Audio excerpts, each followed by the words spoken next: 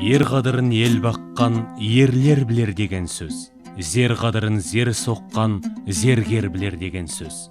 Жамбыл Жабаев. Қазақ халқының ерте заманнан бастау алған зергерлік өнері халық өмірімен, тарихымен, шаруашылығымен тығыз байланысты дамып келеді. Адам баласы ежелден әшекей бұйымдарды киімнің ажырамас бөлігі ретінде санаған. Кез келген қыз-келіншектің зергерлік бұйымдары, асыл тастары оларға бейнеленген, ою өрнектері олардың әсем келбетіне әдемі үн қосып, сымбатын одан әрі ажарландырып, тартымдылығын арттыра түседі. Әр зергерлік бұйым адамдардың жас ерекшеліктеріне, әлеуметтік жағдайларына байланысты әр түрлі мағыналарға ие болған. Ұлттық өнерімізде қолөнер мәдениеті ертеден дамып келе жатыр. Сонау осыдан 1000 жыл бұрын заманымыздан келе жатыр ұлттық өнер.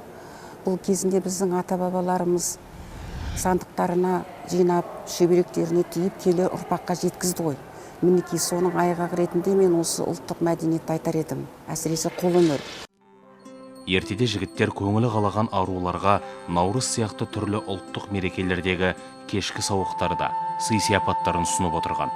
Әсіресе зергерлік бұйымдар сал-серілер секілді сақы жігіттердің ең бағалы құрметі болып танылған.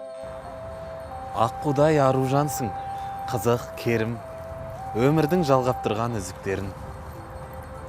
Ай нұрын, күннің көзін көріктеткен сақинаң, неткен сұлу жүзіктерім. Болсақта қызыл гүлі түз даланың, бағасы асыл заттың қызға мәлім. Бұл сыйды әжем сақтап, анам таққан, құнымен теңеседі, жүз қарат. Періме көктен түскен бұл өзігім, сипаты елден ерек бір өзінің. Айдан алқа, жұлдыздардан жүзік таққан, көз жауын алған күміс білезігім. Өрнегін қас бұйымның ілгектеген, шебердің сиқырына тіл жетпеген.